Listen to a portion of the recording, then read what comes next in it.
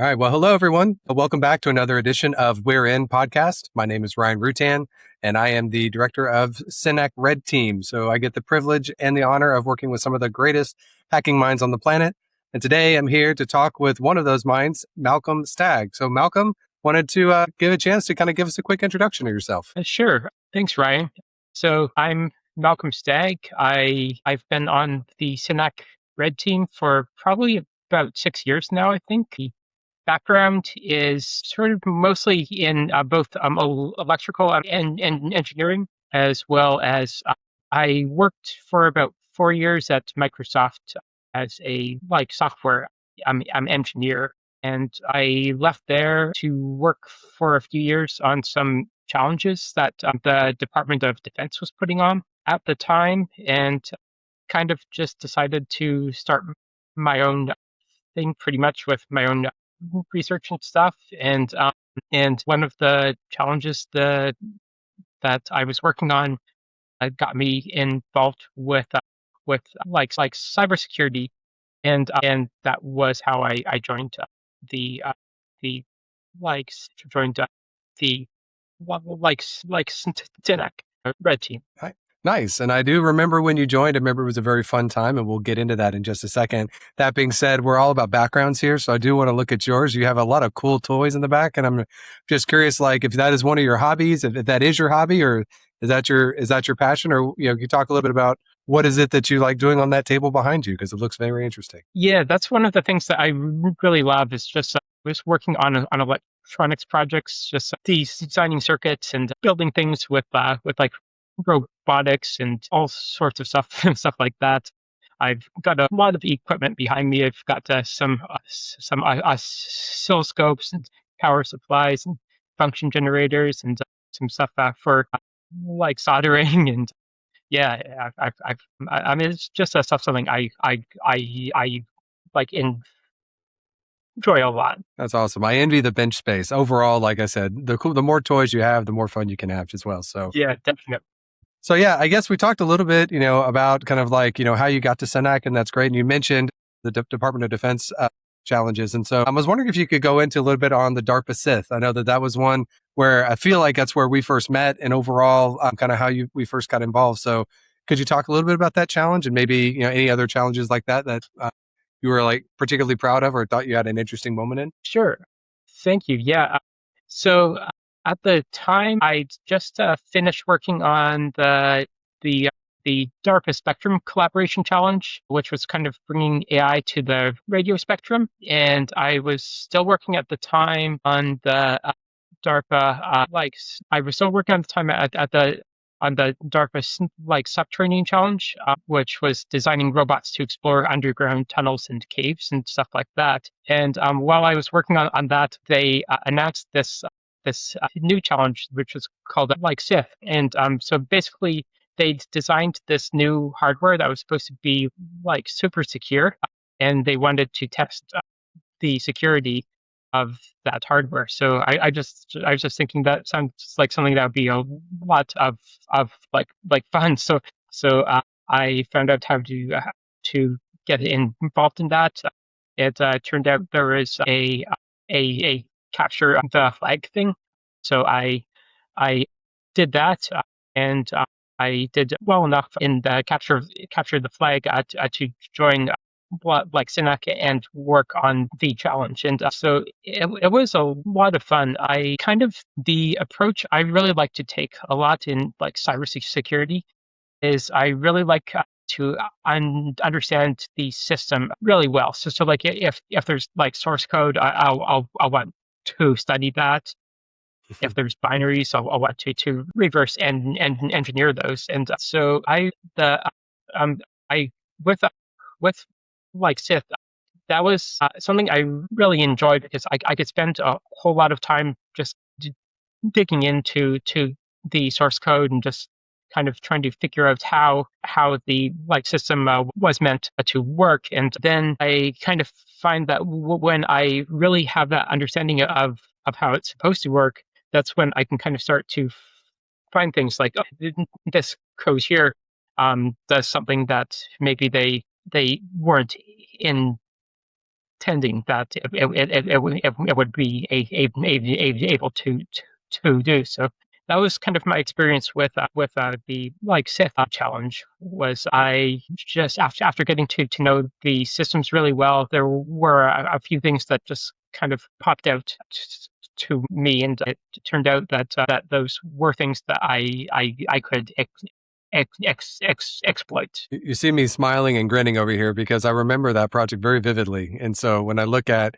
like, if I remember back what the process and how you were going through it and the stories and everything like that, like, it's like things just go right when Malcolm gets curious and things pop for him. So like, I think it's a really interesting thing. And so again, I definitely respect the level, the detail, the craft that you go through to understand it, and the creativity I see in your vulns and that you submit the platform, just the way in which you think. It definitely, like I said, love hearing about it. I'll always smile when I hear about it. So Thanks, you Brian. mentioned an interesting part in there around AI, about how you originally got started with like the frontier elements of AI, and this was like 5-6 years ago at this point. And I'm just curious, like, what is your state of I guess interest in AI right now? Like, where do you see AI impacting cybersecurity right now, and then more importantly, where do you see the opportunity that it has, to make a difference even more so in the future? Ed, wonder if you had some thoughts on that.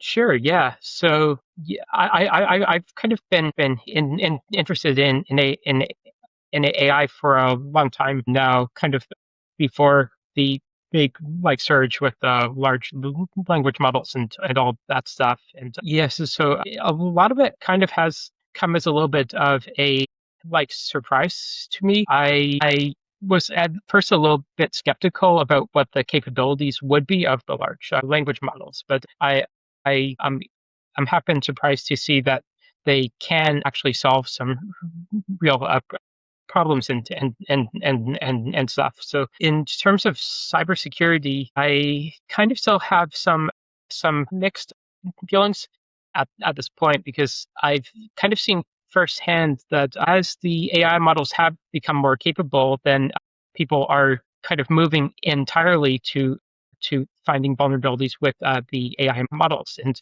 there are some that the AI models are great at finding, whereas there's also some more larger issues that are maybe less obvious. And I think some of those issues the AI models would still have trouble trying to find. And because they have been taking over, they've been completely overwhelming the companies like triage teams and all that. So it's been good in some ways that they have been identifying a lot of new issues, but also at the same time, I think that can sometimes make it harder for other issues to be found that they don't, at least not right now, have the ability to find. I agree. And again, I think at the end of the day, creativity, the human component really can't be undersold. So AI is really great at replicating and recreating anything that's been taught for the most part. But overall, when it comes to the human component, I agree. There's definitely a blend there around AI and then the human element to kind of accent and work it together. So thanks for that. So again, we could talk about AI for a little bit more, but to be honest, I know that you're working on some really cool research right now. And overall, I was really wanted to get to talk to that. So if you want to share a little bit about the research that you've been doing for a while, share a little bit about how long you've been working on it, your process, your methods, and then overall, just anything you want to tell and share it about us, that would be great. Sure, sounds good. So I've been working on a project. I'm calling it NATJack, and it's basically a set of NAT table manipulation attacks. So kind of just to give a little brief background, when you've got a router, you've got a bunch of computers kind of behind that router, and they all share the IP of the router pretty much. So the router kind of has the router basically needs to have the ability to map between an internal machine behind the router and an external machine that someone's trying to communicate with to send data back and forth over the network. And just kind of as a really brief overview of these attacks, I found that it's often possible to manipulate the router so that instead of sending traffic back to the intended user, if there's an attacker somewhere behind the router, they can trick the router into sending them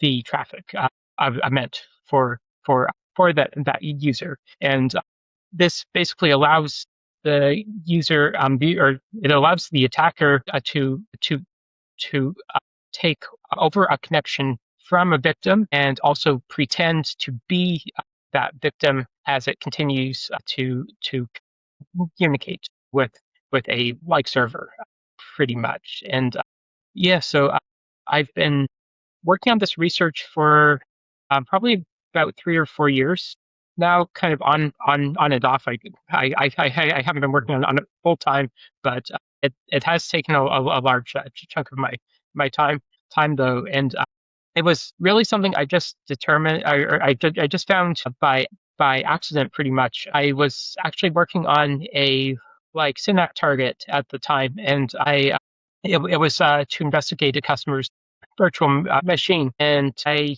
kind of had this random idea that it would be cool if I could take over a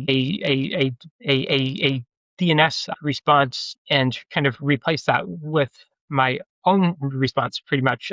And I was kind of just thinking, well, I don't know exactly how I would do that, but if I did, I'd probably have to somehow stop the first DNS request from getting to the server, pretty much. So I first had this random idea that maybe I could just try to use up all the ports on that computer and see if that would block it.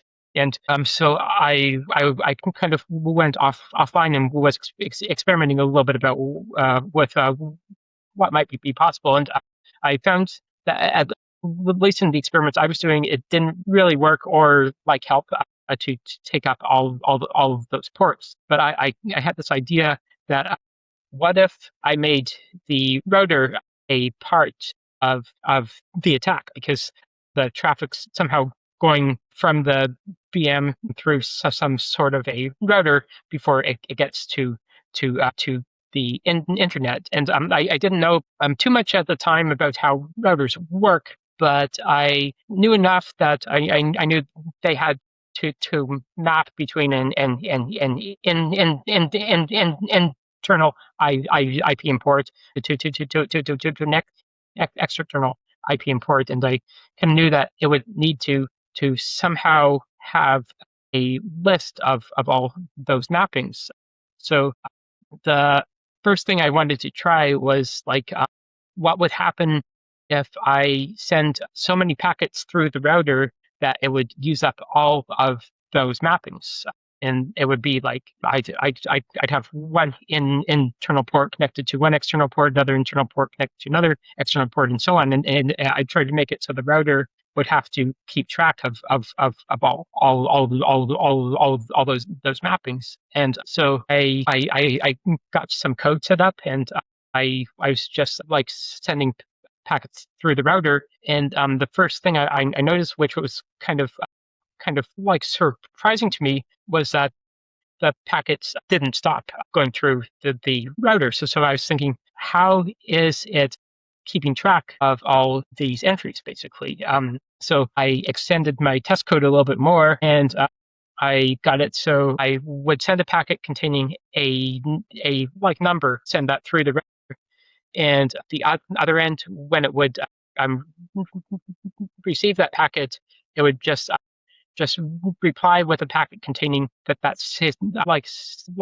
same number, basically. So then I could get a better idea of how the data is flowing through the router as it goes back and forth. So I did that, and the packets were still flowing back and forth. But what I saw, which was a huge surprise to me, was when I sent a packet containing one number, I would sometimes get a packet back containing another number. So that showed me that something was getting messed up in the mappings in the router between the internal IPs and the external IPs, which is called the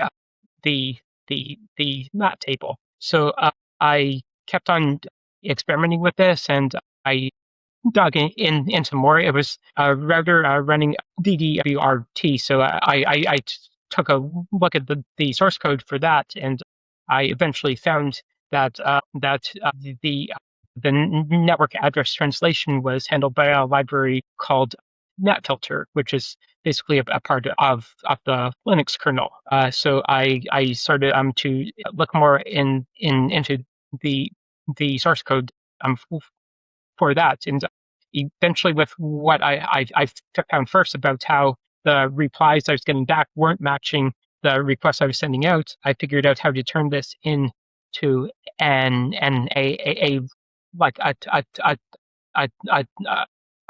so I figured out how to turn this into an attack where a victim is basically trying to make DNS requests, and an attacker is also somewhere behind the same router. And what the attacker's doing is the attacker just keeps on sending a whole lot of packets through the router, which removes the victim's original entry there, and then the attacker can send some packets corresponding to new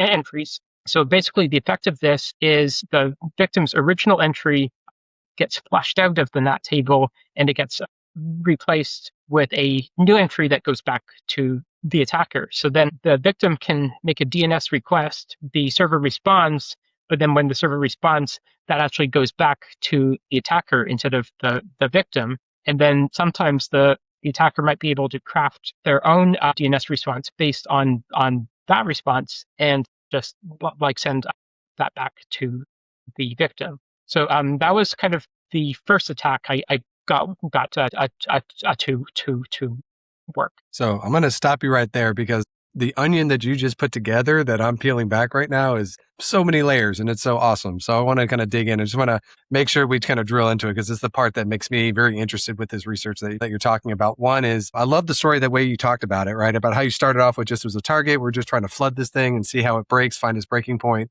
And then you start seeing this kind of weird behavior that you couldn't explain. But the piece that I love is that, you started at target asset level, then you broke it down to, okay, we're going to work and focus on the router, make it a part of the attack. And then breaking it down further, okay, now this is not just the router, it's NAT. And then NAT is now a library that is shared in the Linux kernel. And so this is one of those really interesting things that I love about the way in which you approach. A lot of people will read source code and be like, oh, that's great. This is like multiple layers of source code and services and capabilities. And like I said, the wherewithal to kind of dig through all that is I can't say enough. But long story short, I just, from a NAT perspective, can you help paint a picture? How pervasive is NAT? I have my response on my side, but how would you say, in terms of its importance to the internet, importance to everything? I want to get your perspective and thought on that real quick before we go into your other attack types. Sure. Thanks, Ryan. Yeah. So NAT's been around for about 20 to 25 years for the most part. So when the internet was originally designed, they assumed that there would never be more than 4 billion computers using the internet at the same time. So kind of as one of the limitations of the TCP protocol, the IP address of each computer is only limited to 4 bytes, which means there can only be about 4 billion IPs. And today, that's a problem, because if you look at all the computers and cell phones and all that stuff, there's way more than for a billion. So the way that this was solved, this was back, I think, somewhere around 1999 or 2000 or somewhere where around there, was they started to realize that there could be the internal IPs which don't connect directly to the internet, and then those internal IPs could all share the same like external IP, and that helped to solve the problem that just there aren't enough IP addresses for all the computers to access the internet at the same time. So routers are kind of one of the main places that NAT is used today, but it's not really limited to just routers, and there's a lot of other cases as well, and some that I was specifically looking at for the NATJack attack were like hypervisors and virtualization and containers as well. So when you're running multiple virtual machines or containers on your like system, often it's set up by default so that each virtual machine or container will have its own internal IP that belongs to that VM or container. But then when it's accessing something over the network, it will actually go through a like NAT and use the IP of the host machine where that VM or container is like being run. So that was something I wasn't really like thinking about at first when I first discovered the attack, but then when I started to look at all the possible places where NAT could be used, that was a place where I saw that, oh yeah, this could be a place where NAT could be attacked, and then you've got some cases there where you've got intended network isolation between those containers and virtual machines. Like typically you'd want the virtual machines to be isolated both from each other and from the host machine where they're running. But because they're all going through that same NAT layer, it becomes possible through the NAT manipulation techniques to attack that NAT layer, and then you're basically breaking the intended network isolation between those virtual machines, or in some cases between the virtual machine and the like host where it's being run. I see what you did there. It's mighty crafty. Like I asked you a question to talk about NAT, its prevalence, whatnot, and then you pivoted to the other attack types that you were working on. So I think that's great. So I would say, yeah, I mean, long story short, I guess I think you hit it on the head. NAT is everywhere. If the chances are, if you're just an individual person alone, you probably have at least 8 or 9 NAT devices in and around your home. But more importantly, as an enterprise, as we look at virtualization, cloud, containers at an exponential scale, it's everywhere. And so the fact that this is in a fundamental flaw and bug in that low-level library that you've talked about, it just means that it's relevant. It means that it's something that needs to be looked at. And so I think you've done a great job explaining it. And I would love for you to I love hearing about all your fun stuff. So I'd say you've talked a little bit about, session hijacking, if you will, DNS hijacking, container escapes, things like that. So what other ways in which could NATJack be used, maliciously, or, in which way, another vector of this attack class? Sure. Yeah. So the main attacks I was initially looking at was first the DNS hijacking attack that I explained a little bit about before. Then kind of my next thought was, okay, this can be used with UDP packets and with DNS.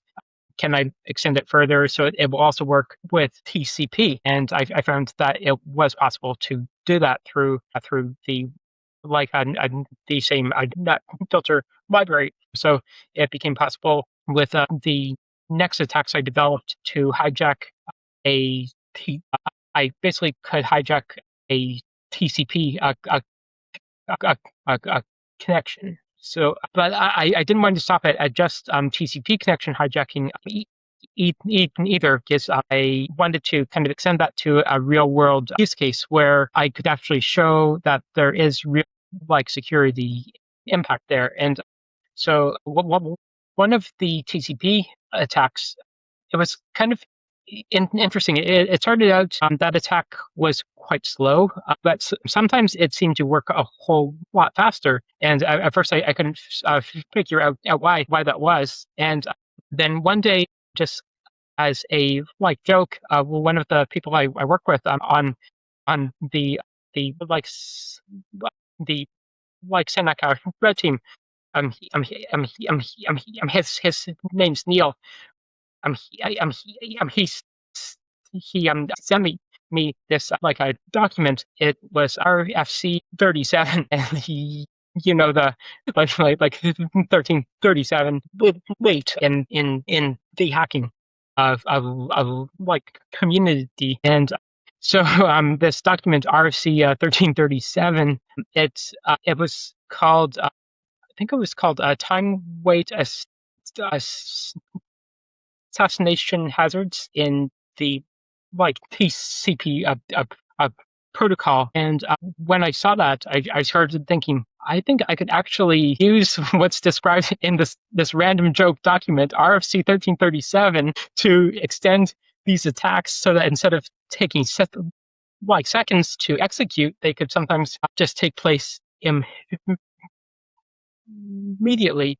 So I took another look at the source code from the perspective of RFC 1337, and I found something I could use to make that happen. And one of the effects of that was, of course, that I could make the attacks a whole lot faster. But another effect was that I could really easily target HTTP connections as well, because usually there's not a whole lot of time between you send an HTTP response to a server and then the server responds back with the HTTP response. But I found the attack became fast enough that I could actually attack the NAT table in that short period of time between the HTTP request and the HTTP response. And that allowed real world HTTP connection hijacking, and I could even demonstrate that against real HTTP servers. I'm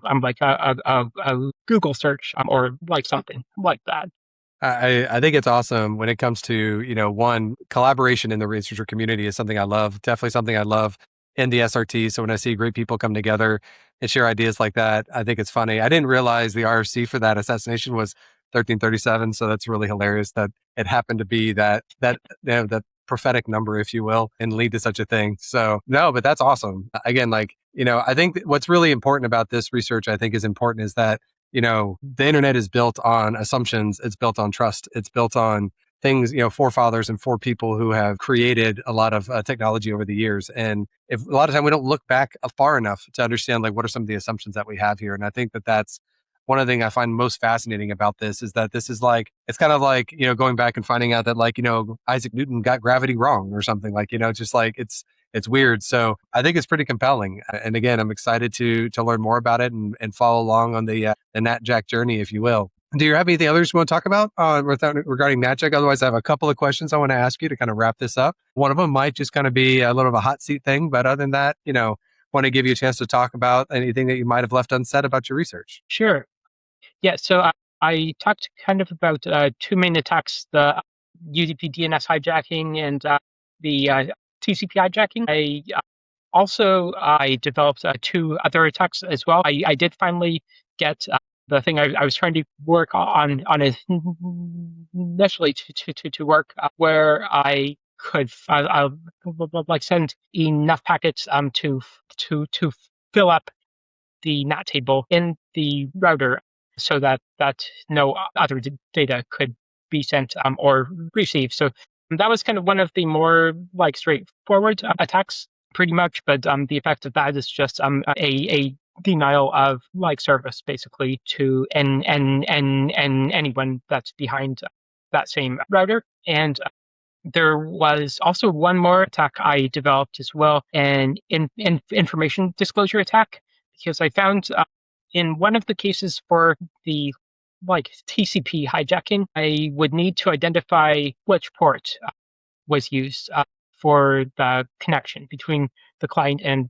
the server. I didn't need to know that for one of the attacks because it just ran fast enough that I could cycle through all those ports. But the other attack did take a little bit longer, so I had to first identify what that port was. So I've also got a method for doing that. It's based on like two behaviors that a lot of like NAT use, which are called port preservation and endpoint independent mapping. And so basically, those are just the port assignment behaviors of the router, pretty much. So I found that I could exploit the way that routers and NAT systems assign ports to basically determine which port is currently being used for a connection. So you're saying technology has habits that are predictable. So Yes, definitely. okay, we should all run for the hills at this point. So Yeah. all right. Well, hey, I had a couple questions I want to ask because one I think is actually kind of funny because I think you've been around the block for a while, same as me, and I know that there was a big moment back in time where we said, IPv6, it's going to save the world, or are we going to stick with IPv4 and NAT? And I'm just curious, like, where were you in that argument back, maybe 15, 20 years ago when all that was going down? And then secondly, where do you feel like IPv6 is, what helps solve this or mitigate this, or, where does that play in this conversation? And again, the laugh right there just gives me everything I need to know right there. So, but yeah, I'm curious to know where you land on that. Yeah, thanks, Ryan. You're absolutely right. So IPv6 definitely that was another method that was intended to replace IPv4, and the limitation that you can only have the 4 billion IPs at the same time. So definitely, if there were more universal use of IPv6, that would definitely help to mitigate the attacks. But it seems anything with technology involving the internet, it seems to move extremely slowly because you always have to manage the backwards compatibility, that there's still things that don't support the new technology. And I think that's been the main thing preventing more widespread use of IPv6. It now, from what I do understand, it does a large portion of traffic over the internet now does use IPv6, but until that's like closer to 100%, I don't think routers and NATs and all that stuff are going anywhere though. And I should point out as well, though IPv6 doesn't technically need NAT, it often is like still being used with NAT. So just using IPv6 doesn't necessarily solve all the problems unless kind of the older infrastructure that uses NAT and IPv4, if that were retired, then that would probably help to like solve it. Nice. Yeah, it's like IPv6 is great. It's like in this concept, like I forget even the number. It was like so big. I was like, I've lost track of it over time. It's one of those trivia things that you want for like, pub trivia. But at the end of the day, like, you're always going to have the internal and external component and a translating element there that sits between. So, I think it's really interesting. Like the minute, any type of IPv4 problem shows up, the IPv6ers come out and say, you see. So I thought it would be an interesting conversation. Yeah, if you don't mind me saying one more thing. So like my initial research into this attack was all based on like Linux and the Netfilter library. But as I kept on going like further into it, I found that almost all the flaws I found, they weren't limited to just Linux and just a net to like just Linux or just a Netfilter. So I was looking at a lot of unique NAT implementations, and almost all of them, they had the same flaws. So like it affects Windows, it affects Mac, it affects a whole lot of cloud stuff as well. That's not based on those same libraries. All right. Well, you can't leave a haymaker like that at the end without at least one more question then. So we've talked a lot about the impacts of this, all the ways in which it can be bad or misused or whatnot. I'm curious, I know that you also have been putting together a list of like mitigations, best practices, things like that. I was wondering if you could share maybe the top couple of ideas from that list, and then maybe kind of tell us like where we can keep up and follow along to kind of, what's the best way for people that are interested in this topic to stay educated and stay up to speed on, how to assess their exposure and or like how to, put their best foot forward to try to mitigate any impacts to this. Sure. So at this point, there have been a few patches released by vendors, but for the most part, for the time being, a lot of NAT systems are still going to be vulnerable to a lot of these attacks. So the mitigations that people can do on their own, they definitely are very important at this point. And as probably the best mitigation overall is just the use of strong encryption, like using a TLS, like HTTPS, just anything where the traffic is encrypted. So even if an attacker manages to hijack that traffic, they can't access anything pretty much. So I would say that's probably the number one mitigation, is just the use of strong encryption. Then there are several other mitigations as well.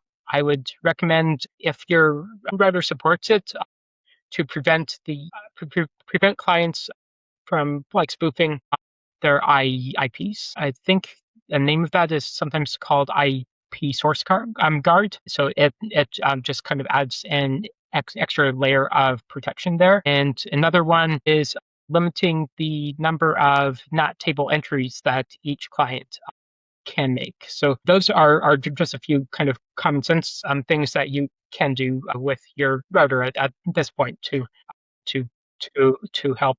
If you're using containers and virtualization, it's always best, if you can avoid it, avoid running the container as root. Just kind of try to lower the permissions there as much as possible. And there's one capability that's enabled by default that allows the use of raw sockets.